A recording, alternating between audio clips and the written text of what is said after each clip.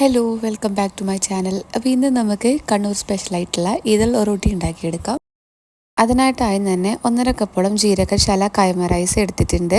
ഇതൊരു 2-3 മണിക്കൂറോളം നന്നായിട്ട് വെള്ളത്തിൽ വെച്ചിട്ട് കുതിർത്തെടുത്തിട്ടുള്ളതാണ് കേട്ടോ. ഇനി നമുക്കിത് വെള്ളമൊക്കെ മാറ്റി കൊടുത്തിട്ട് ഒരു മിക്സിയുടെ ജാറിലേക്ക് ചേർത്ത് കൊടുക്കാം.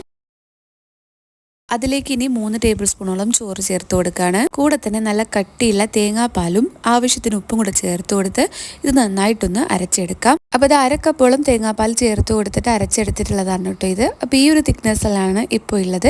ഇതിലേക്ക് ഇനി ഏകദേശം 1 കപ്പോളം തേങ്ങാപ്പാലും കൂടെ ചേർത്ത് കൊടുത്ത് ഈ ഒരു പരുവത്തിലാണ് നമ്മുടെ മാവ് കിട്ടേണ്ടത് കേട്ടോ. ഇനി നമ്മൾ ഇതുപോലെ ഒരു കുഴിയുള്ള പാത്രത്തിലാണ് ഇത് നമ്മൾ സ്റ്റീം ചെയ്തെടുക്കുന്നത്.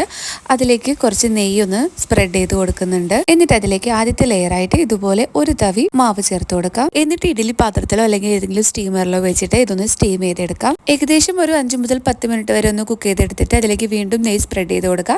എന്നിട്ട് അടുത്ത ലെയർ ഒഴിച്ചു കൊടുക്കുക. ഇതുപോലെ നമുക്ക് എത്ര ലെയറാണോ ഇനി വേണ്ടത് അതെ ഇതുപോലെ തന്നെ ചെയ്തെടുക്കാം കേട്ടോ. അപ്പോൾ ഇത് എല്ലാ മാവും ചേർത്ത് കൊടുത്ത് നമ്മുടെ ഇതള റൊട്ടി ഇവിടെ റെഡി ആയിട്ടുണ്ട്. ഇനി നമുക്ക് ഇതിന് മുകളിലായിട്ട് കുറച്ചും കൂടെ നെയ്യൊന്ന് സ്പ്രെഡ് ചെയ്ത് കൊടുത്തിട്ട് ഈ പാത്രത്തിൽ നിന്നും നമുക്ക് പുറത്തെടുക്കാം. ഇനി ഇതുപോലെ ഒരു സ്പാറ്റിൽ ഉപയോഗിച്ചിട്ട് സൈഡൊക്കെ ഒന്ന് വിടിപ്പിച്ച് കൊടുത്തിട്ട് ഒരു പാത്രത്തിലേക്ക് ഇതൊന്ന് തട്ടി കൊടുക്കാം. എന്നിട്ട് ഇതുപോലെ ഒന്ന് മുറിച്ച് കൊടുക്കുക. എന്നിട്ട് ഓരോ ഇതളായിട്ട് ഇതിൽ നിന്നും വേർപ്പെടുത്തി എടുക്കുക.